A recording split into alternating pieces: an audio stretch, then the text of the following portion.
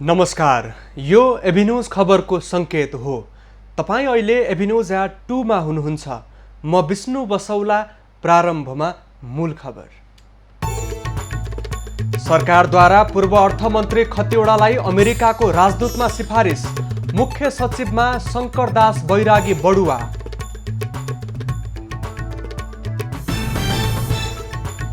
Corona संक्रमणबाट नेपालमा थप 6 जनाको मृत्यु। ज्यान गुमाउनेको संख्या 504 पुग्यो।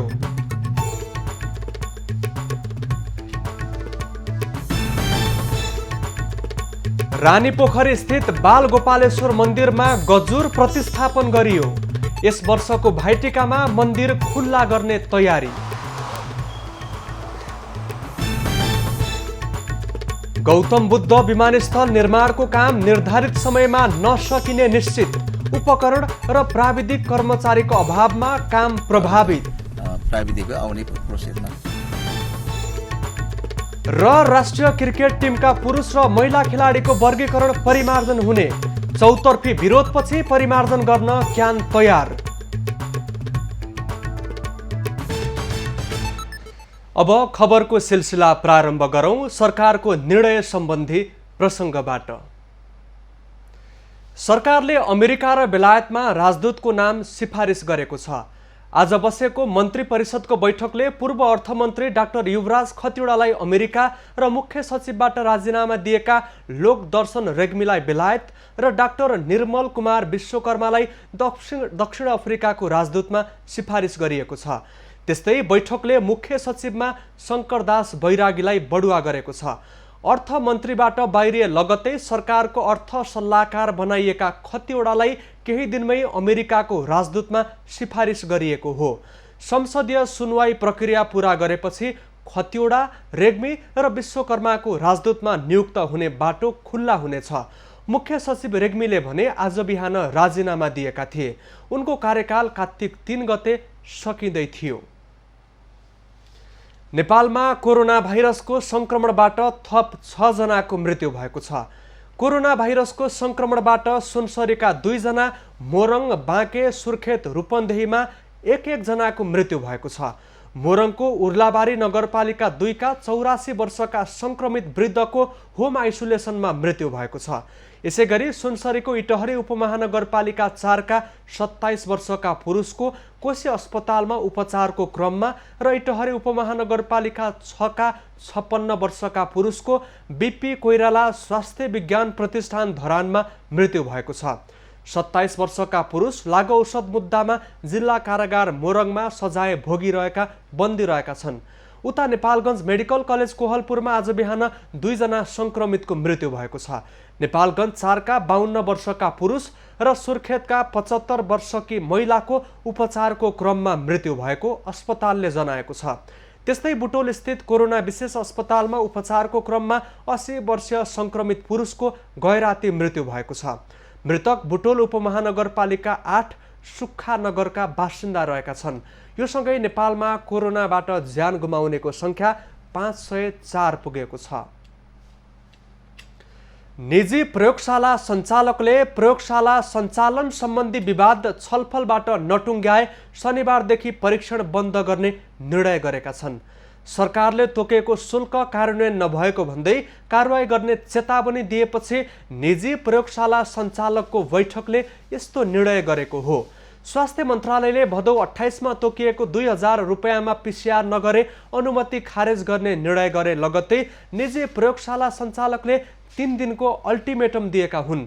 घाटा खाएर भए पनि 3 दिन पिसिआर परीक्षण गर्ने र त्यसपछि पनि समायोजन नगरिए सेवा बन्द गर्ने निर्णय प्रयोगशाला सञ्चालकले गरेका छन्। सरकारले 2000 शुल्क निर्धारण गरेपछि निजी प्रयोगशालाले 3879 देखि 4400 सम्म शुल्क लिँदै आएका थिए। बढी शुल्क लिने प्रयोगशालाले शुल्क समायोजन नगरे स्वीकृति खारेज गर्ने चेतावनी राष्ट्रिय जनस्वास्थ्य प्रयोगशालाले दिएको छ। राष्ट्रिय जनस्वास्थ्य प्रयोगशालाले काठमाडौँ उपत्यकामा 10 वटा निजी प्रयोगशालालाई पिसिआर परीक्षणको लागि अनुमति दिएको छ। देशैभरि 56 वटा प्रयोगशालाले पिसिआर गर्नको लागि अनुमति पाएका छन्। चाडपर्वलाई लक्षित गरी सरकारले आजदेखि खाद्य वस्तु बिक्री गर्न सहुलियत पसल सञ्चालन गर्ने भएको छ। उपत्यका र बाहिर गरी 65 भन्दा बढी स्थानमा पसल सञ्चालन गर्न लागि छ। त्यस्ता पसलबाट नुन, चिनी, घिउ, चामल, दाल, फापर, केराउ, सिमी र खसी बोका छुटमा दिइनेछ। त्यस्ता पसल 6 सम्म सञ्चालन गरिनेछ।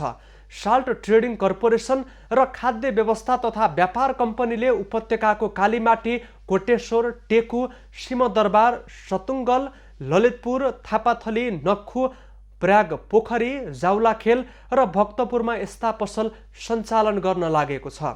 त्यस्तै दुग्ध विकास संस्थाले पनि आफ्ना उत्पादनमा छुट दिने भएको छ। विगतमा रामशाहपथमा एकीकृत सहुलियत पसल सञ्चालन गर्दै आएकोमा यो वर्ष भने पसल राखिएको छैन। बढी भिड हुन सक्ने भएकाले एकीकृत सहुलियत पसल नराखिने भएको हो। साल्ट र खाद्यका आफ्नै बिक्री केन्द्र र स्टलबाट उपभोक्ताले सहुलियतमा खाद्य सामग्री खरिद गर्न पाउने बताइएको छ। यस्ता पसलमा अत्यावश्यक खाद्य वस्तु बजार भाउभन्दा 20 रुपियाँसम्म सस्तोमा बिक्री हुने बताइएको छ। रानी पोखरीको बीचमा रहेको बाल गोपालेश्वर मन्दिरमा आज गजुर प्रतिस्थापन गरिएको छ। 2072 सालको भूकम्पमा क्षतिग्रस्त भएको बाल गोपालेश्वर मन्दिरको पुनर्निर्माणको काम अन्तिम चरणमा पुगेपछि बिहिबार सुनको लेपन भएको गजुर राखिएको छ। राष्ट्रिय पुनर्निर्माण प्राधिकरणका अनुसार मन्दिरमा राखिएका सबै गजुरमा करिब 28 तोला सुनको जलप लगाइएको छ। गजुर निर्माणमा करिब 33 लाख खर्च भएको प्राधिकरणले जनाएको छ। 28 तोला जति सुन लगायत हाम्रो त्यो ज्यामी लगायत अन्य चाहिँ आवश्यक पनि चिजहरू हुँदाखेरि करिब 33 लाख जतिमा हाम्रो चाहिँ यो चाहिँ यो तयारी स्टेजमा त्यस्तै 33 लाख जति। यसअघि गुम्बद शैलीमा निर्माण गरिएको बाल गोपालेश्वरको मन्दिर विज्ञहरूको प्रतिवेदन अनुसार प्रताप मल्लको पालामा बनाइएको ग्रन्थकूट शिखर शैलीमा पुनर्निर्माण गरिएको छ। 1890 को भूकम्पमा मन्दिरमा क्षति भएपछि गुम्बज शैलीमा पुनर्निर्माण गरिएको थियो, तर यसपटक फेरि पुरानै शैलीमा पुनर्निर्माण गरिएको हो। मन्दिरको शिरमा रहेको गजुरको कुल उचाइ 6 फुट 10 इन्च रहेको छ। ताम्रपत्रमा सुनको लेपन लगाएर गजुरको निर्माण गरिएको हो। 2072 साल माघ 3 गते राष्ट्रपति विद्यादेवी भण्डारीले रानी पोखरी पुनर्निर्माणको शिलान्यास गरेकी थिइन्, तर बीचमा आधुनिक शैलीबाट बनाउन लागि भन्दै सर्वत्र विरोध भएपछि पुनः पुरानै शैलीमा निर्माण गरिएको हो। शिलान्यास भएको करिब 5 वर्षपछि मात्रै रानी पोखरी पुनर्निर्माणको काम सकिने चरणमा पुगेको छ। यसपटकको भाइटिकाको दिन मन्दिर खुल्ला गर्ने गरी पुनर्निर्माणको काम भइरहेको छ। भैरवामा निर्माण दिन गौतम बुद्ध अन्तर्राष्ट्रिय विमानस्थलको निर्माणको अवधि लम्बिने भएको छ। उपकरण, मुआब्जा लगायतका समस्याका कारण सन् 2020 डिसेम्बरसम्म सक्ने गरी थप गरिएको पछिल्लो समय सीमामा विमानस्थल तयार नहुने भएको हो।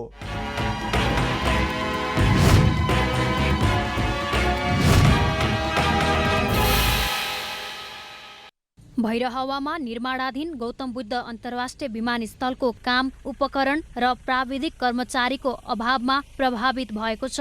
समयमै कामदार र उपकरण नआए निर्माण अवधि 6 महिना थपिने देखिएको छ। विमानस्थलको करिब 15 बिघा जग्गाको मुआब्जा विवादले पनि कानुनी जटिलता ल्याएको छ। मुआब्जाकै कारण भौतिक निर्माण भने नरोकिने आयोजनाले जनाएको छ।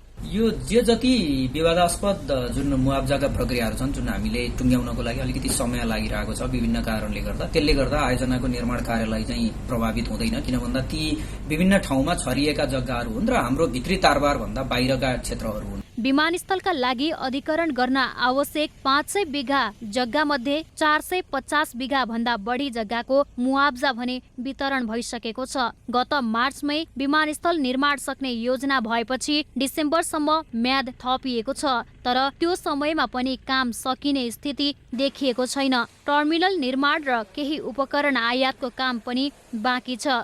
कोरोना संक्रमणका कारण चीन फर्केका प्राविधिक कामदार 7 महिनासम्म पनि नफर्कँदा समस्या बढेको छ। चाइनिजै प्राविधिक चाहिने हुन्छ र अहिले चाहिँ चाइनिज प्राविधिक 35 जना आउनेलाई चाहिँ भिसाको प्रोसेसमा छन् त्यसमध्येमा अब बिल्डिङको लागि 10-12 जना, एसी डकको काम गर्ने र रनवेको चाहिँ रनवे लाइटको लागि अरू चाहिँ प्राविधिक आउने प्रोसेसमा। चिनिया प्राविधिक कर्मचारी अभावका बावजुद अहिले दैनिक 150 जनासम्म कामदारले काम गरिरहेका छन्। चिनिया कम्पनी नर्थ वेस्ट सिभिल एभिएसनले विमानस्थल निर्माणको काम गरिरहेको छ। अहिलेसम्म विमानस्थल भौतिक पूर्वाधार निर्माणको 93% काम पूरा भएको छ। धावन मार्ग, टर्मिनल तथा टावर निर्माण लगायत 2 चरणको कामका लागि 7 अर्ब भन्दा धेरै खर्च हुने अनुमान गरिएको छ। विमानस्थल निर्माण 2017 मा सक्ने गरी सन् 2015 मा सुरु भएको थियो।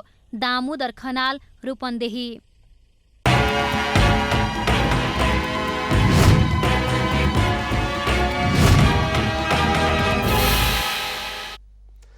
प्रधानमन्त्री केपी ओलीले प्राकृतिक स्रोत उपयोग गर्दै मानव अधिकारको रक्षा गर्दै जैविक विविधता संरक्षण गरिनुपर्ने बताएका छन्।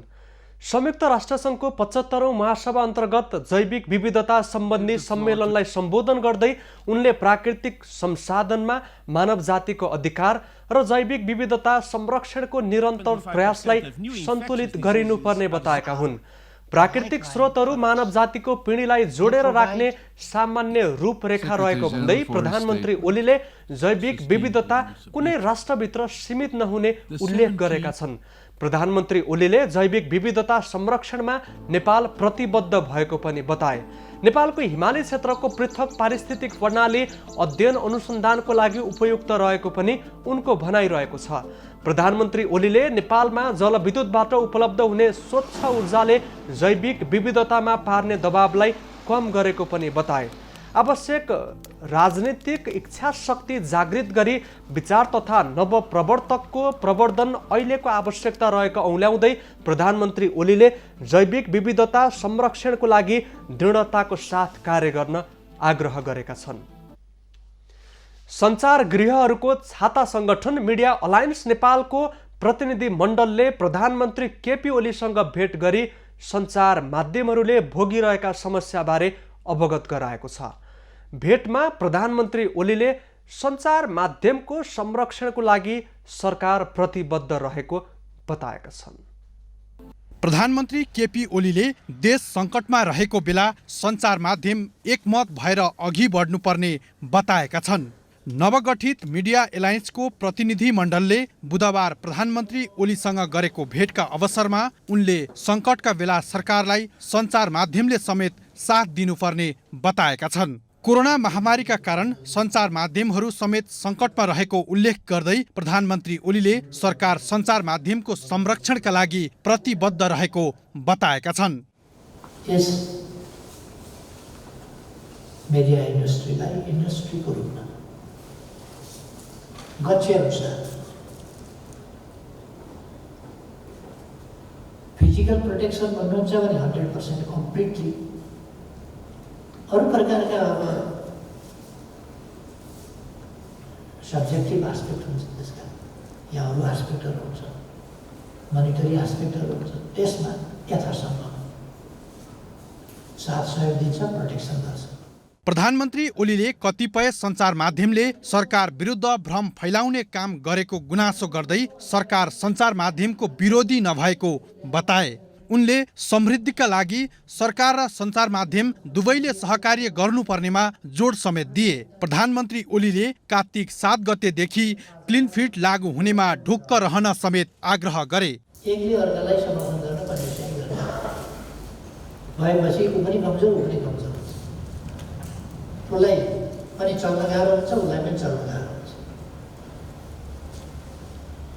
त्यसर्थ ती एक अर्कामा परस्परमा सहयोगी भावनाका साथ काम हुनु जरुरी छ। प्रधानमन्त्री ओलीले श्रमजीवी पत्रकारहरूले न्यूनतम पारिश्रमिकका लागि समेत सङ्घर्ष गर्नु परेकोमा दुःख समेत व्यक्त गरे। उनले सञ्चार गृहहरूलाई श्रमजीवी पत्रकारको हक नमार्न आग्रह गरे। श्रमजीवी पत्रकारको न्यूनतम पारिश्रमिक पनि तोक्या, त्यो कसैलाई ठिक लाग्ला, कसैलाई ठिक नलाग्ला, ठिक लाग्नेहरू पनि छन् त्यसमा, ठिक नलाग्ने पनि छन्। किनभने जसले तिर्नुपर्छ त्यसलाई ठिक नलाग्ला, जसले लिन पाउँछ त्यसलाई ठिक लाग्ला। अनुचित त होइन त्यो, तर कसैलाई त्यो पेमेन्ट गर्न गाह्रो पनि पर्यो त्यस्तो नि होला। त्यो यति न्यून छ कि त्यसले परिवार धान्न फेरि पनि प्राप्त गर्नेलाई फेरि पनि गाह्रो पर्यो। भेटका अवसरमा मिडिया एलायन्स नेपालका अध्यक्ष भास्कर राज कर्णिकारले कोरोना महामारी, लकडाउन र निषेधाज्ञाका कारण सञ्चार माध्यमहरू सङ्कटमा रहेको उल्लेख गर्दै सरकारसँग सहयोगको आग्रह गरे। मूलधारका सञ्चार माध्यमहरू, छापा माध्यम, टेलिभिजन माध्यम, रेडियो माध्यम र अनलाइन माध्यमहरू जो सङ्गठित रूपमा अहिले संसारमा रहेका छन् तिनलाई आर्थिक रूपमा अलिकति रेस्क्यु प्याकेजको रूपमा एउटा न्यून ब्याज दरमा केही सहयोग प्राप्त भएमा त्यसले अहिले मूलधारका सञ्चार माध्यमहरूले जुन सम्पादकीय स्वतन्त्रता अगाडि बढाएको छ र जसरी अहिलेको यो कोभिडको चाहिँ सङ्क्रमणको विषम परिस्थितिमा जसरी आफ्नो भूमिका निर्वाह गरेको छ त्यसमा अझ बढी सशक्त हुनु भन्ने आग्रह गर्न चाहन्छु। यसैगरी डाक्टर विजय पौडेलले सबै सञ्चार माध्यमलाई एउटै डालोमा राखेर व्यवहार भइरहेको उल्लेख गर्दै सम्बन्धित निकायले नियमन गर्नुपर्नेमा जोड दिएका छन्। एउटा ल्यापटप लिएर दर्ता गरेर त्यसपछि सुरु गरिसकेपछि यसै गरी चाहिँ त्यो चल्न सक्ने मार्केट छ कि छैन, कति छ, त्यो नबुझ्ने हिसाबले सञ्चार माध्यमहरू आउँदाखेरि यो क्षेत्रमा अराजकता हुने, नियन्त्रण गर्न नसकिने र जवाबदेहिता नहुने स्थिति छ। त्यसो एउटा इन्ट्रेस्टेड रूपमा मानेर नियमन पनि गरेर भइसकेको संस्थालाई चाहिँ आफ्नो सत्ताको काम गर्ने यो कुराको आवश्यकता छ। नेपालमा विज्ञापनको बजार विस्तार, सञ्चार माध्यमको संरक्षण र श्रमजीवी पत्रकारको हक हितका लागि भन्दै गत बुधबार मिडिया एलायन्स नेपालको गठन भएको हो। गठन भएसँगै एलायन्सले सञ्चार माध्यमले भोगिरहेको समस्याका बारे सबै पक्षलाई अवगत गराउँदै आएको छ। एभिन्यूज खबरका लागि क्यामेरामा सुरेश रजकको साथमा सरोज पौडेल, काठमाडौँ। गरुडामा रहेको इलाका प्रहरी कार्यालयको हिरासतमा रौतहटमा एक महिलाको मृत्यु भएको छ। अवैध सम्बन्धको आरोपमा पक्राउ परी हिरासतमा रहेकी महिला बिहिबार बिहान मृत अवस्थामा फेला परेकी हुन्। गजुरा नगरपालिका 2 कटानी बजारकी राधिका राउतको गरुडा स्थित प्रहरीको महिला सेल हिरासतमा मृत्यु भएको हो। उनी बुधबार साँझ पक्राउ परेकी थिइन्। मृतक महिला छारे रोगको बिरामी भएको र लामो समयदेखि औषधि सेवन गरिरहेको प्रहरीले जनाएको छ। हिरासतमा रहेकी महिलाको मृत्युको विषयमा अनुसन्धान भइरहेको जिल्ला प्रहरी कार्यालय रौतहटका डीएसपी भरत श्रेष्ठले बताए। यसभन्दा अघि कर्तव्य जान मुद्दामा पक्राउ परेका विजय रामको पनि गरुडाको हिरासतमै मृत्यु भएको थियो। जिल्ला प्रहरी कार्यालय महोत्तरीले 150 क्विन्टल केराउ बरामद गरेको छ। केराउ तस्करीसँगै महोत्तरीमा भारतीय मुद्राको कालाबजारी धन्दा मौलाएको खबर एभिन्यूज खबरले प्रसारण गरेपछि जिल्ला प्रहरी कार्यालय महोत्तरीबाट खटिएको प्रहरी टोलीले भारततर्फ तस्करी गरिरहेको अवस्थामा विभिन्न नाकाबाट 7,50,000 मूल्य बराबरको केराउ बरामद गरेको छ। नेपालमा सस्तो पाइने केराउ भारतमा राम्रो भाउ पाइने भएकाले चोरी सीमानाका हुँदै बढेको छ। सीमा क्षेत्रहरूमा केही मटरको तस्करी हुने गरेको भन्ने जानकारीहरू प्राप्त भएपछि यसले हामीले क्षेत्र प्रदेश र हाम्रो टोलीहरूले भाद्रदेखि अहिलेसम्म लगभग 14 लाख बराबरको 150 क्विन्टलभन्दा बढी 170 क्विन्टल मटर केराउ बरामद गरेर आवश्यक कारबाहीको लागि भन्सार पठाएका छौँ। बरामद गरिएको केराउ र मोटरसाइकल भन्सार कार्यालय जलेश्वरमा बुझाइएको छ। भारतसँग सीमा जोडिएको महोत्तरीको मटिहानी, मलिवारा, शम्सी, नैनही, बथनाहा, रघुनाथपुर नाकाबाट निर्बाध रूपमा महिनौदेखि केराउका बोरा राखेर भारततर्फ तस्करी हुँदै आएको छ। नक्कली प्रहरी निरीक्षक बनेर जागिर लगाइदिने बहानामा ठगी गर्ने एक व्यक्ति वीरगञ्जबाट पक्राउ परेका छन्। पक्राउ पर्नेमा बारा जितपुर सिमरा उपमहानगरपालिका 7 चौधरी टोलका 29 वर्षका अजय कुमार राय रहेका छन्।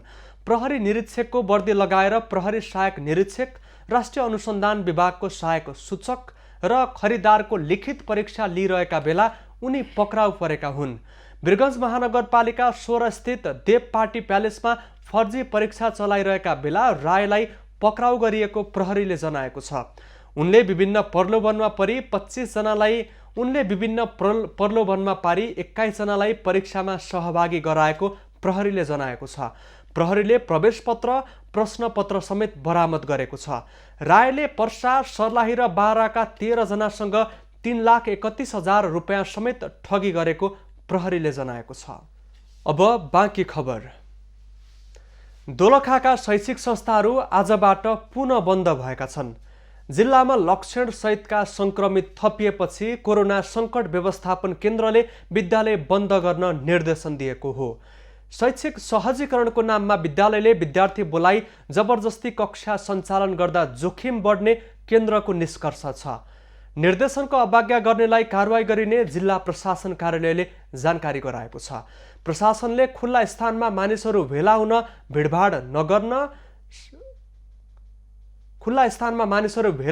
भिडभाड गर्न सभा जुलुस गर्न समेत निषेध गरेको छ। मठ मन्दिर, चर्च लगायतका धार्मिक तथा सांस्कृतिक स्थलहरूमा दैनिक नित्य पूजा बाहेकका गतिविधि सञ्चालन गर्न पनि रोक लगाइएको छ। काभ्रेको मण्डन देउपुर नगरपालिका विरुद्ध जनप्रतिनिधि नै आन्दोलित भएका छन्। नेकपाबाट निर्वाचित नगर प्रमुख टोकबहादुर वाइवाले एकलौटी गरेको भन्दै नेपाली कांग्रेसबाट निर्वाचित जनप्रतिनिधि आन्दोलित भएका हुन्। विकास निर्माणमा ढिलासुस्ती, अनियमितताको साथै दलगत विभेद गरेकाले आन्दोलित हुनु परेको कांग्रेसले जनाएको छ। कांग्रेसबाट निर्वाचित वडा अध्यक्षहरूलाई नगरले गर्ने निर्णय पढ्न र हस्ताक्षर गर्न नदिएको आरोपमा समेत असन्तुष्टि व्यक्त भएको छ। नेपाली कांग्रेसले एकलौटी गरेको भन्दै बुधबार नगरपालिका कार्यालयमा 1 घण्टा धरना समेत दिएको छ। यसअघि कांग्रेसले 36 बुँदे माग सहितको ज्ञापन पत्र र ध्यानाकर्षण पत्र नगरलाई बुझाएको थियो। पहिरोका कारण गत 5 दिनदेखि अवरुद्ध बनेको गुल्मीको रिडी रुद्रबेडी सडक अझै सुचारू हुन सकेको छैन। गत शनिबार दिउँसो रुरु क्षेत्र गाउँपालिका 1 अन्तर्गत विष्णु पञ्जर नजिकै सडक माथिबाट ठुल्ठुला चट्टान सहितको पहिरो खसेपछि उक्त सडक अवरुद्ध बनेको थियो। अवरुद्ध सडक सुचारू गर्न जिल्ला प्रशासन कार्यालय गुल्मीको पहलमा जेसीबी र एक्साभेटर प्रयोग गरी पहिरो हटाउन लाग्दै गर्दा सडक माथिबाट पहिरो खस्ने क्रम नरोकिएपछि सडक सुचारू गर्न थप समस्या परेको प्रमुख जिल्लाधिकारी भरत कुमार शर्माले जानकारी दिए। गुल्मीको सिमानाको रिडीदेखि बागलुङसम्मको बुर्तिबाङसम्म जिल्लाका सबैभन्दा धेरै सवारी साधन सञ्चालन हुँदै आएको उक्त सडक अवरुद्ध बनेपछि कतिपय सवारी साधन वैकल्पिक घुमाउरो बाटो प्रयोग गर्न बाध्य भएका छन्। जिल्लामा अत्यन्तै व्यस्त उक्त सडक अवरुद्ध बनेपछि अन्य क्षेत्रका हजारौं मानिसलाई आवत जावतमा समेत थप समस्या परेको छ। दोलखाको मैलुङमा एम्बुलेन्स समेत चल्न नसक्ने गरी सडक हिलाम्मे र धुलाम्मे भएको भन्दै स्थानीयले तत्काल सडक बनाइदिन गाउँपालिकालाई आग्रह गरेका छन्। गाउँपालिकाको कार्यालय जाने मुख्य सडक अस्तव्यस्त हुँदा पनि सरकारवालाले चासो नदेखाएको स्थानीयको आरोप छ। बिरामीलाई मोटरसाइकलबाट लिएर अस्पताल पुर्याउन खोज्दा हिलाम्मे सडकका कारण बिरामीलाई छाडेर मोटरसाइकल नै बोक्नुपर्ने अवस्था आएको स्थानीयले बताएका छन्। बोले अनुसार यो भएको छैन। यस्तो हिलाम्मे सडक यो एम्बुलेन्स लान पनि गाह्रो भइरहेछ, दैनिक उपभोग्य वस्तु लान पनि गाह्रो भइरहेछ र यात्रुहरू आवत जावत गर्न पनि गाह्रो भइरहेछ। यस्तो बाटोमा नि गाडी आउँछ, कहिलेकाहीँ आउँछ, यहीँ भाँसेर बस्छ। हेर्नु नि बाटो अब त्यस्तो गाडी परतिरै बस्यो फसेर गाडी जति। अब यहाँ कुनै मोटर ब्याग हिँड्नु पर्यो भने अब जम्मै बोकेर यताउता गरेर सार्नु परेछ कि। एम्बुलेन्सको कुरै छोडौँ, यहाँ मान्छे बोकेर स्ट्रेचरमा हालेर मान्छे बोकेर हिँड्नेसम्म अवस्था भएको देखिँदैन। तपाईँले आफै हेर्न सक्नुहुन्छ बाटो होइन त, न बस चल्न सक्छ। मेलुङ गाउँपालिकाका अध्यक्ष नरबहादुर श्रेष्ठलाई पटक पटक टेलिफोन सम्पर्क गर्दा पनि गाउँपालिकाको कार्यालय जाने सडकको विषयमा पबटी हुँदै निर्माण गर्न चासो नदेखाएको स्थानीयले आरोप लगाएका छन्। भीमेश्वर नगरपालिका 5 को तामाखोसी बजारबाट करिब 2 किलोमिटर पार गरेपछि आउने मेलुङ गाउँपालिका 1 पबटीको अँधेरी खोलाबाटै सडकको अवस्था दयनीय बनेको छ। बागलुङ सदरमुकामबाट दक्षिण क्षेत्रको केन्द्र कुस्मीसेरा जाने सडक निर्माण सुरु भएको 2 दशक बित्दा पनि स्तरोन्नति हुन सकेको छैन। सडक निर्माण भएको 23 वर्षसम्म पनि कालो पत्रेसम्म नहुँदा सर्वसाधारण जोखिमपूर्ण यात्रा गर्न बाध्य भएका छन्। पर्याप्त बजेट विनियोजन नहुँदा बागलुङ सदरमुकामबाट कुस्मा सेरा जाने सडकले पूर्णता पाउन नसकेको हो। 21 किलोमिटर सडक खण्डमध्ये कालीगण्डकी करिडोरदेखि पाक्जासम्मको झण्डै 4 किलोमिटर 2073 सालमा कालोपत्रे गरिएको भए पनि अहिले उक्किसकेको छ। 2054 सालमा बनेको सडकमा वर्षेनी लाखौँ रकम खर्च गरे पनि अवस्था सुधार हुन नसकेको स्थानीयको गुनासो छ। स्थानीय निकायको एकतर्फ बजेट थोरै हुने र अर्कोतर्फ भौतिक पूर्वाधारको क्षेत्रमा ठुला कामहरू गर्नका लागि उनीहरूसँग पहुँच नहुने, सामान्य बाटो सरसफाइ गर्नेदेखि सामान्य खर्चहरू उनीहरूले बेर्न सक्छन् तर ठुला सडक योजनाहरू उनीहरूले सम्पन्न गर्न सक्ने परिस्थिति छैन। त्यसकारण कम्तीमा पनि माथिबाटै आउने भौतिक पूर्वाधारतर्फको बजेटको सही सदुपयोग सडक विभागले गर्न सक्ने हो भनेदेखि यो समस्या समाधान भएर जान्छ।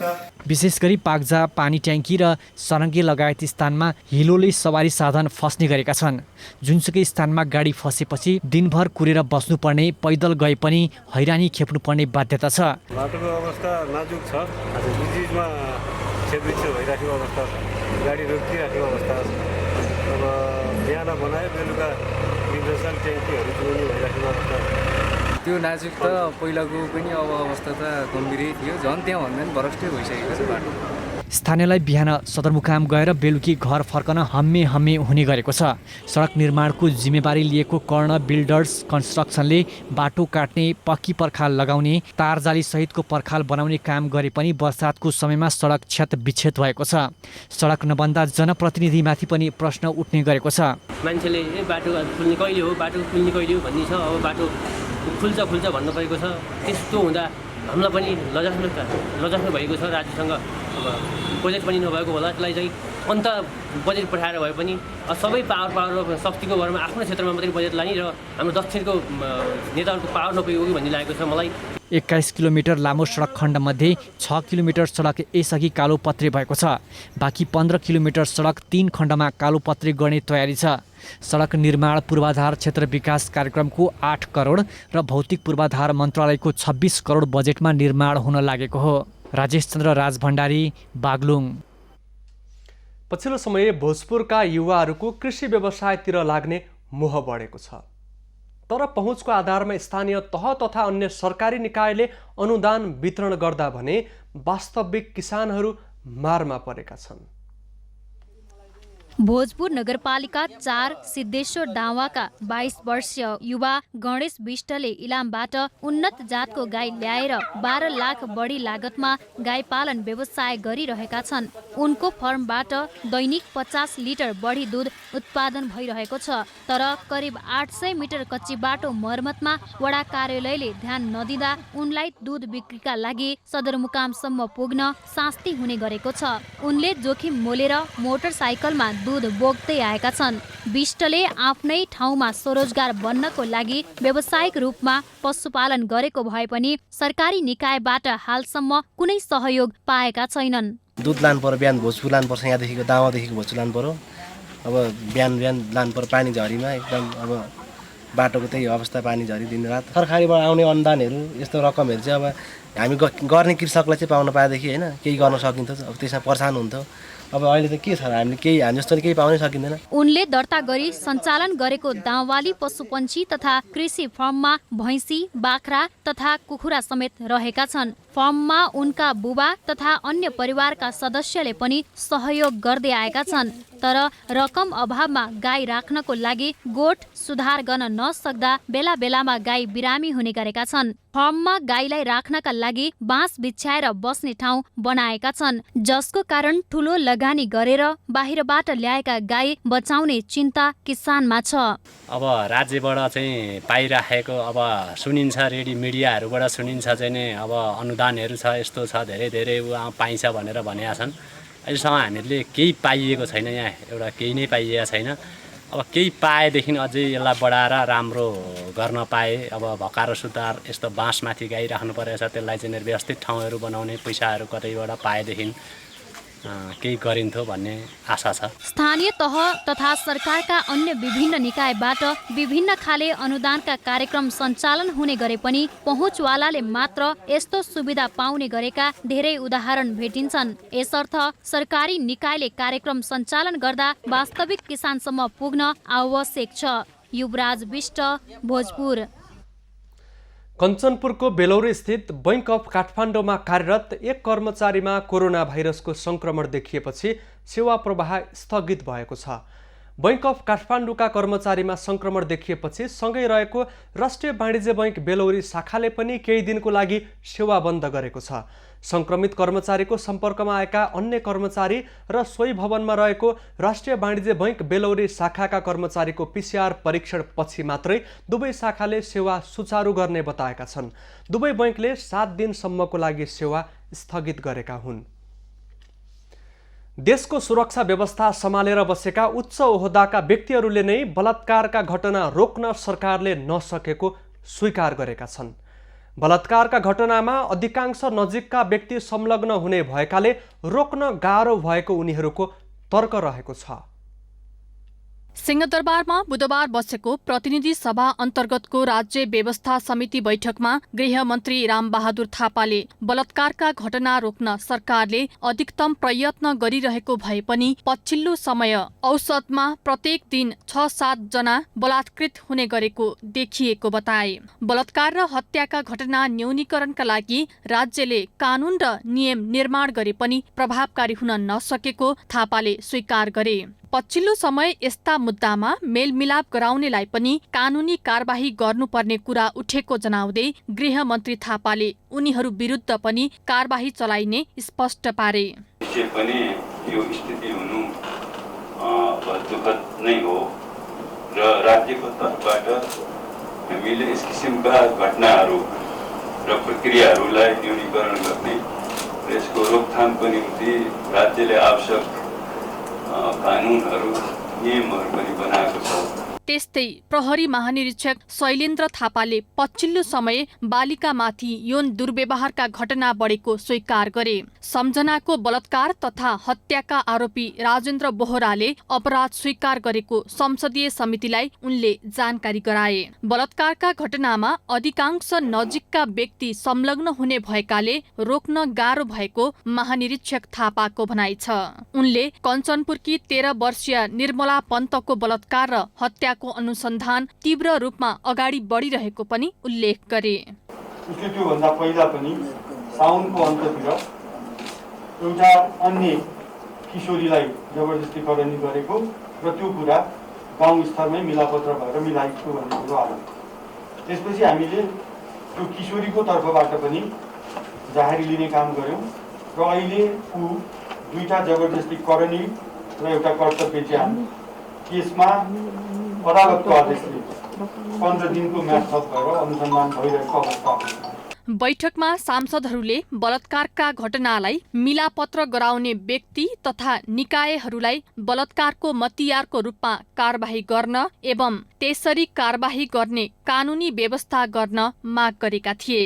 उनीहरूले विद्यमान कानूनहरूको कुनै पनि दबाव, बहानाबाजी वा मनपरी नगरी दृढतापूर्वक कार्यान्वयन गर्न गृहमन्त्रीलाई सुझाव दिएका थिए। सांसदहरूले हिंसाका घटनामा संलग्नहरू खुलेआम हिँडे पनि पक्राउ गर्न नसकेको आरोप पनि लगाए। अब पालो एभिन्यूज एट स्पोर्ट्सको।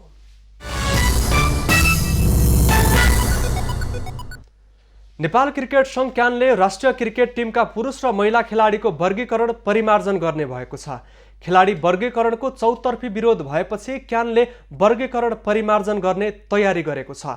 क्यानले आज विज्ञप्ति प्रकाशन गर्दै खेलाडी वर्गीकरण निर्धारण समितिलाई टिमका कप्तान प्रशिक्षकसँग छलफल गरी सुझाव सहितको नयाँ वर्गीकरण प्रतिवेदन बोर्डमा पेश गर्न निर्देशन दिने जनाएको छ। गत साता चितवनको भरतपुरमा भएको क्यानको बोर्ड बैठकले पुरुष तथा महिला खेलाडीको वर्गीकरण अनुमोदन गरेको थियो। त्यसमा असन्तुष्टि जनाउँदै क्रिकेट खेलाडी संघ नेपाल सिप्यानले पुनर्विचार गर्न आग्रह गर्दै ध्यानाकर्षण पत्र समेत बुझाएको थियो। क्यानले पुरुषतर्फ 18 र महिलातर्फ 19 खेलाडीको वर्गीकरण गरेको थियो। नेपाल क्रिकेट संघ क्यानका अध्यक्ष चतुरबहादुर चन्द र सचिव अशोकनाथ प्याकुरेललाई कोरोना भाइरसको संक्रमण देखिएको छ। संक्रमण पुष्टि भएपछि दुवैजना आइसोलेसनमा बसेका छन्। दुवैजना कुनै लक्षण नदेखिएको बताइएको छ। चितवनमा भएको क्यानको बोर्ड बैठकबाट फर्किएपछि दुवैमा संक्रमण देखिएको छ।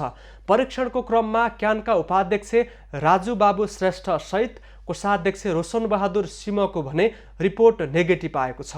अध्यक्ष र सचिवलाई संक्रमण देखिएपछि बैठकमा सहभागी अन्य पदाधिकारी पनि क्वारेन्टिनमा बसेका छन्।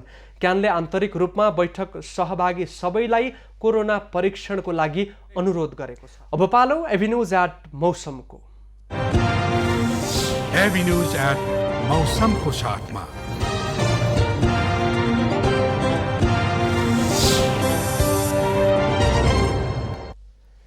यति बेला देशभर आंशिकदेखि सामान्य बदलिरहेको छ। अपराह्नपछि प्रदेश 1, प्रदेश 2, बागमती प्रदेश, गण्डकी प्रदेश, प्रदेश नम्बर 5 मा सामान्य बदली रही प्रदेश 1, बागमती प्रदेश, गण्डकी प्रदेश, प्रदेश 5 का केही स्थानमा हल्का वर्षाको सम्भावना रहेको जल तथा मौसम पूर्वानुमान महाशाखाले जनाएको छ। काठमाडौँ उपत्यकाको आजको अधिकतम तापक्रम 30 डिग्री सेल्सियस र न्यूनतम तापक्रम 19 डिग्री सेल्सियसको बीच रहने अनुमान गरिएको छ।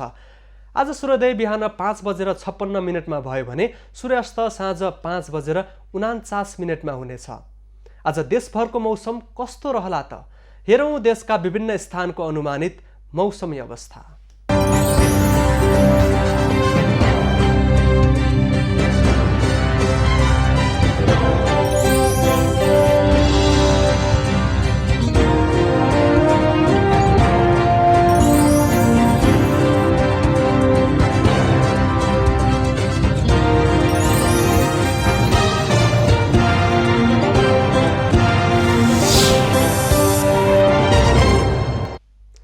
अहिलेलाई खबरको क्रम यति नै। एभिन्यूज खबरका यी सहित अन्य विस्तृत खबरका लागि www.evinews.tv लगइन गर्न सक्नुहुनेछ। युट्युब, फेसबुक र ट्विटरमा पनि हामीलाई फलो गर्न सकिनेछ। खबर भित्रको खबरका लागि हेर्दै रहनुहोला एभिन्यूज खबर। नमस्कार।